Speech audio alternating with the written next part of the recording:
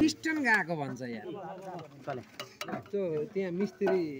एक दिन बोलाएको थिए पिस्टन गएको भन्छ नखोलिकन स्टार्ट भ्याट गरेर स्टार्ट बन्द भयो अनि मिस्त्रीलाई सोधेको तपाईँको के रिङ पिस्टन हो कि पिस्टन गयो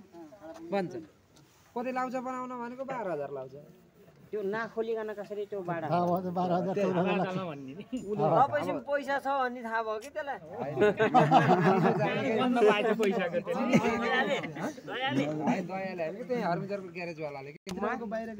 यो लास्टमा सिकिसकेपछि यो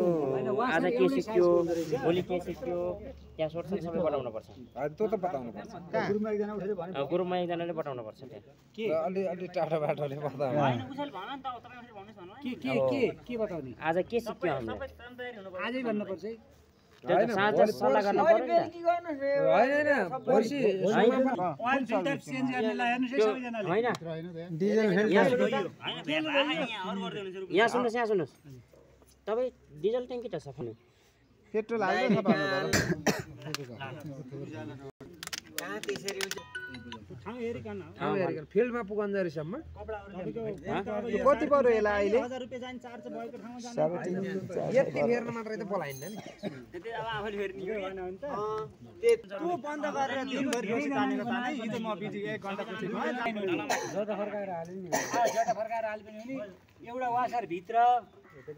एउटा बाहिर ल यसरी राख्नु पर्यो यसलाई त्यस्तो राख्न हुँदैन बाइचान्स हाम्रो यो वासर लुज भयो भने त भित्र खसिहाल्छ है अहिले यो टाइटमा खसेन अनि राख्दाखेरि जहिले पनि सबैजनाले हेर्नु है यहाँ छोप्ने अनि यसलाई यस्तो छोप्ने यस्तो गरेर ए माथिबाट अल्को डुलायो नि त्यसपछि दुला हेर्ने अनि गुणा पार्ने दुला पार्दाखेरि यसरी राखे त पछि मिल्दैन हो यस्तो टाइपले राख्दा त त्यहाँ मिल्छ राख्न मिल्छ तर फिटिङमा मिल्दैन बाहिर त्यहाँ देखाउनुस् कि हात छोड्दिएर देखाउनुस् त्यहाँ राखेर ल यो यसरी पनि फिटिङ हुन्छ देख्नुभयो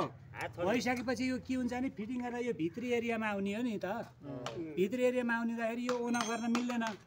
त्यसरी यो लागे तापनि यो पहिल्यै ख्याल राख्ने यसो गराइसक्यो बाहिर भागमा भन्ने त्यो मोबाइल राख्न जानिन्छ त कसरी लेभल हेरौँ अब ट्याङ्की फिट गरौँ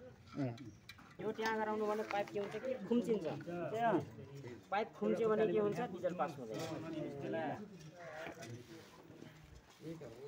हेलो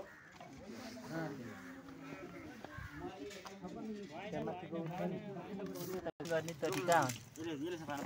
उतापट्टि हो वासर रबर ए